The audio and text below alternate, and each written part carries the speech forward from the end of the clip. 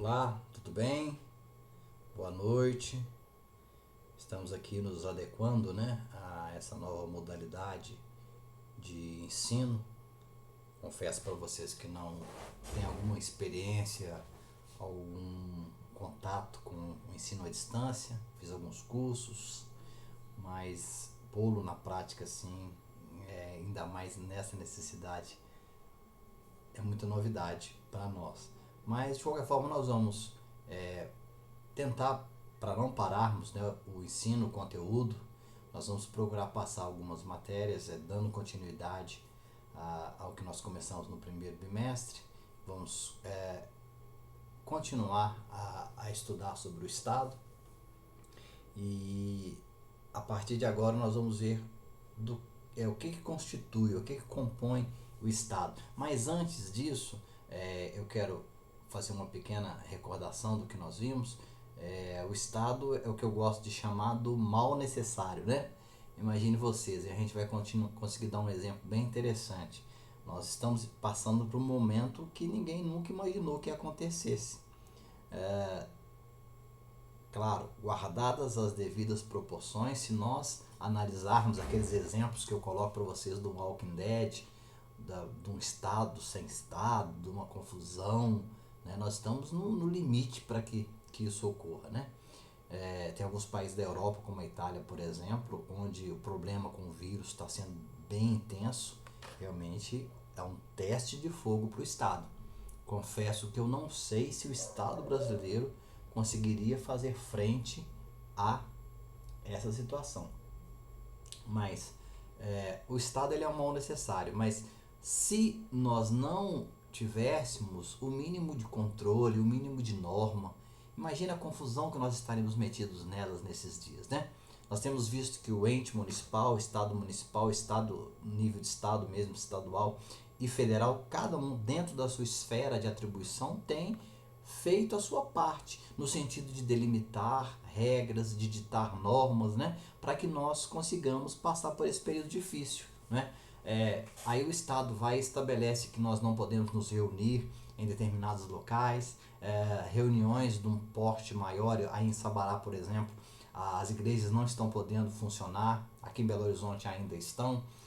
Locais de aglomeração foi proibido, porque seriam locais bem propensos a que o vírus se propague com mais facilidade. Então o Estado fez essa intervenção. Pode chegar um tempo que o Estado tenha que fazer uma intervenção no sentido de determinar o que nós podemos comprar. Você vai poder comprar isso, poder comprar aquilo. Se houver uma mínima perspectiva de desabastecimento nos mercados, o Estado vai ter que intervir. Porque muita gente vê essa situação, se desespera, compra o mercado inteiro, vai outro para comprar, não encontra nada. Nós temos visto na televisão situações desse tipo. Então o Estado, ele se coloca como aquele que vai organizar essa vida em sociedade, porque a gente aprendeu que começamos lá numa sociedade. O homem é um ser social, é um ser político, ele se reúne com outros homens. Essa reunião de vários homens com interesses comuns, né, com perspectivas comuns, fez com que eles se unissem e formassem sociedades. As sociedades cresceram, viraram famílias, né, cresceram, depois se transformaram em comunidade e por fim estados. Os estados então nós podemos considerá-los como as mais complexas formas de organizações sociais que nós temos, né?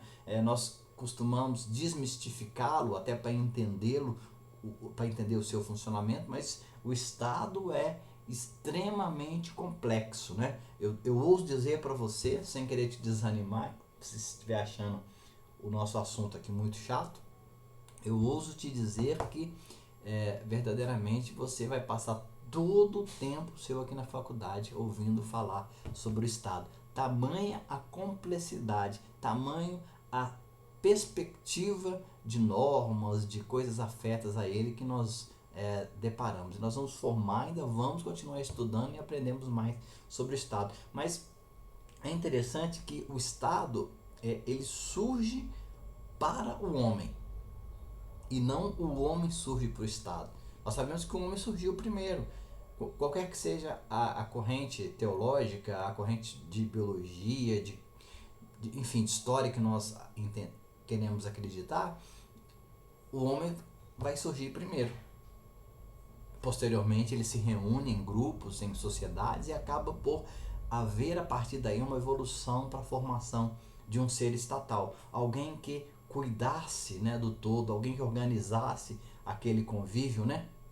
O Estado, então, ele vem para delimitar, para criar regras, para impor normas, para impor situações para que os homens pudessem viver a sua vida de uma forma mais possível dentro dessa sociedade.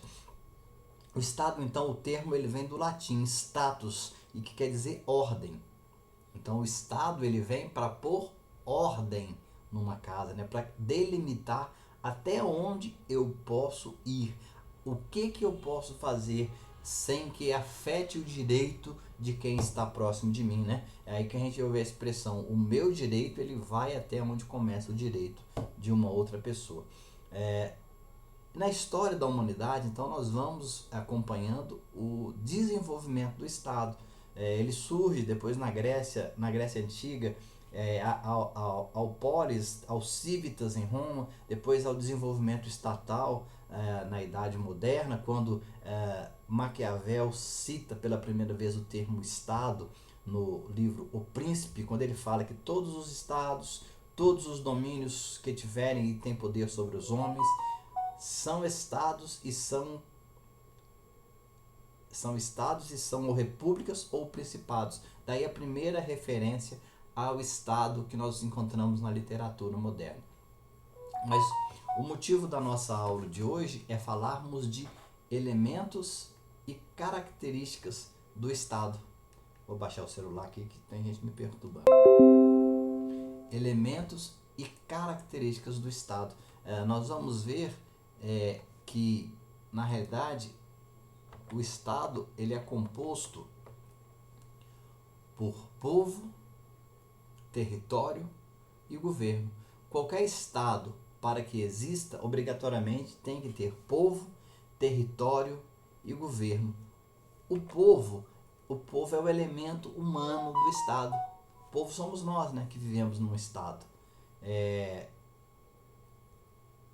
Na realidade, o ente humano, a população que compõe o povo daquele Estado. A nossa Constituição, no artigo 1º, olha que interessante o que ele fala. Ele fala que a República Federativa do Brasil constitui-se em Estado democrático de direito e se fundamenta na soberania, na cidadania, na dignidade da pessoa humana, e no parágrafo único fala que todo o poder emana do povo, que o exerce por meio de seus representantes. Ou seja, nós somos, na realidade, os detentores do poder. Você tem que entender aqui que o povo, que eu e que você somos a parte mais importante do Estado. Por mais que a nossa visão de Estado, a nossa visão de direção estatal, a gente pensa logo em alguém de gravata que fica nos gabinetes em Brasília, lá na cidade administrativa, aqui em Belo Horizonte ou no gabinete da prefeitura, que eles é que são o Estado. Mas não. A gente vai ver aqui que, na realidade, nós somos a parte mais importante do Estado. Até porque tais pessoas, os dirigentes políticos do nosso país, quer seja em qualquer dos âmbitos de esfera governamentais, eles estão lá porque foram colocados por nós, o povo. Nós detemos a cidadania. A cidadania é o quê? É o poder que eu e você temos para colocar os nossos representantes para exercer o poder através de nós, né? Por isso que esse ano é um ano de eleição e agora vocês, operadores de direito, pessoas já esclarecidas, começam a ver a sociedade, a vida de uma forma diferente, precisam desde já serem comprometidos com o tempo de mudança. Votar consciente, votar em pessoas capazes, capacitadas, né? Houve um tempo em que o voto, e ainda há, tá? Eu falei houve só para te deixar mais tranquilo, mas ainda há a situação de as pessoas trocarem o voto por uma cesta básica, 10 litros de gasolina, uma telha, já que muita gente perdeu telha, perdeu casa, aí eu vou trocar meu voto, eu vou ganhar 50, né? Depois nós vamos ter qual moral qual condição de cobrar esse político, né? É muito fácil nós apontarmos, a política eu não quero nem saber, não quero me envolver com política, mas às vezes nós lavamos as mãos, e nós temos lavado as mãos à medida que nós não escolhemos as pessoas certas para nos representar. Vote com consciência. Pode ser que o seu candidato nem se eleja, mas você vai ter com a consciência tranquilo que dentro da sua perspectiva você escolheu a melhor pessoa para te representar. E esse exercício dessa representação é o segredo, é o ápice, né? É o suprassumo da democracia. Eu e você, povo, somos de fato quem detemos o poder para escolher quem vai nos representar. O povo, então, é esse contingente humano que habita numa circunscrição do Estado. Não é? Nós podemos ser contados, contabilizados. Né? As pessoas que moram em determinado período numa área física do Estado. Nós temos um sentido qualitativo, aritmético. O Estado ele sabe, por exemplo, que em Minas Gerais a população o povo é de 20 milhões de pessoas, Sabará 200 mil, Belo Horizonte 3 milhões, e aí vai, né? Porque nós temos essa relação numérica, a população é medida de forma numérica. E o segundo elemento do Estado é o território. O território nada mais é do que essa delimitação física do Estado. Não é? O Estado, para existir, ele precisa de ser dotado de uma representação física, de um ambiente espacial. No caso aqui, o mapa do Brasil. O território do Brasil é a circunscrição do mapa. Então, a soberania do Brasil ela é exercida dentro desse território delimitado pelo mapa. Né? E é interessante que nós vamos ver no decorrer do nosso curso de Direito que existem dentro do nosso território pequenas áreas que pertencem na realidade a outros estados. Eu estou me referindo dentro do direito internacional às embaixadas e consulados. Por exemplo, existe aqui no Brasil prédios ou casas, lá em Brasília é muito comum casas que são representações diplomáticas de outros países. Né? Em que pese elas estarem aqui dentro do nosso território, o Brasil não tem qualquer tipo de autonomia em relação, ou soberania em relação àquele imóvel, àquela propriedade. Da mesma forma, o Brasil ele tem pequenas representações nos países com os quais ele mantém relação diplomática. E a regra é essa: aquela casa, aquela parte, mesmo que sendo dentro de um outro território, ela pertence ao território daquele país que ela representa. Então o território ele se compõe, é o espaço que representa onde o Estado vai exercer a sua democracia e seu governo. Né? E a dimensão física desse território é o espaço territorial, que é representado pelo mapa, o solo, o subsolo, a parte fluvial, os rios, os lagos, a parte de espaço marítimo, o mar territorial, o espaço aéreo, né? Todas essas áreas vinculadas ao nosso território, elas fazem parte do componente estatal, fazem parte do nosso Estado. E é muito importante nós entendermos que dentro desse território, dentro dessa área territorial do Brasil, nenhum outro Estado exerce a soberania aqui dentro. O Brasil hoje mantém boas relações com os Estados Unidos, que seja, não tem problema algum, mas nós temos representação e soberania dentro do nosso território. Um outro exemplo, tem países extremamente pobres lá na África, por exemplo, a Etiópia. A gente ouve falar muito e vê as fotos daquelas aquelas crianças desnutridas.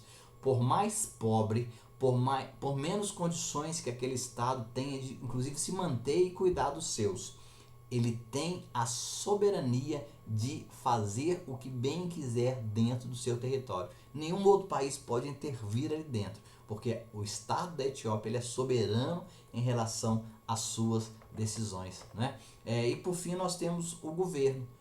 Então compõe o Estado, o povo, o território, o governo. O governo é a parte diretiva que cuida da administração dos negócios daquele Estado. Né? A parte política que administra, no caso um país democrático como o nosso, nós, povo, é quem encaminhamos os políticos, os líderes políticos. Mas além dos líderes políticos, que são as pessoas que estão à frente da administração do Estado, como por exemplo o presidente, os deputados, né? O governador, os deputados estaduais, os prefeitos, os vereadores que são eleitos por nós, eles estão ali para cuidar, para administrar os bens, gerir os recursos do governo, para promover, né, uma boa condição para que nós, cidadãos, para que nós, povo, estejamos bem cuidados, para que o território daquele estado esteja bem cuidado. Nós vamos ver no trabalho, especialmente sobre a questão da divisão dos poderes, né? Que Montesquieu vem com a teoria da repartição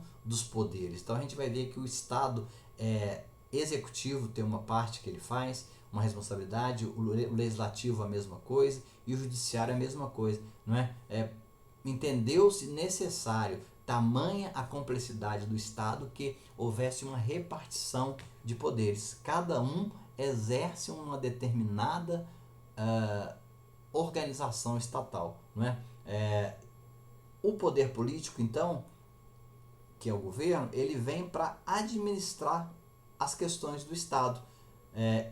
Nós fazemos parte do Estado, mas nós permitimos que as pessoas o administrem por nós. E essa administração, ela é feita com energia e com força coercitiva. O Estado detém força coercitiva sobre nós, né? O Estado está determinando: não fiquem reunidos em grupos porque estamos passando por um momento difícil, permaneça em quarentena na sua casa, faça quase que um exílio social, né? Fique quieto, porque é um período de propagação de um vírus que ninguém sabe onde vai dar. O Estado delimitando isso aí. As empresas parem de funcionar, as escolas parem de ter aula, não é?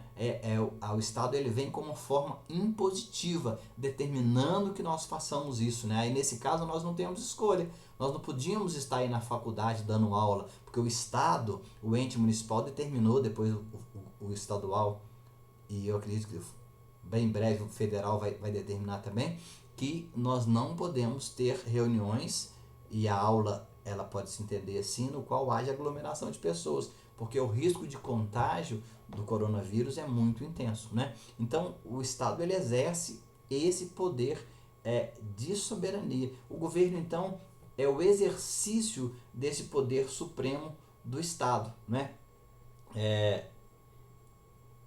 Nós, maioria, detemos o poder, mas escolhemos pessoas para administrar o Estado em nosso nome. Então a aula de hoje seria basicamente para nós vermos que o Estado, ele se compõe de povo, território e governo. São os seus elementos constitutivos, né? Eu quero agradecer vocês, quero mais uma vez desejar que se cuidem, que fiquem aí em quarentena, que não fiquem de bobeira, né? Porque o risco é real, iminente, né? Daria até o título de um filme. Muito obrigado, nos vemos aí depois.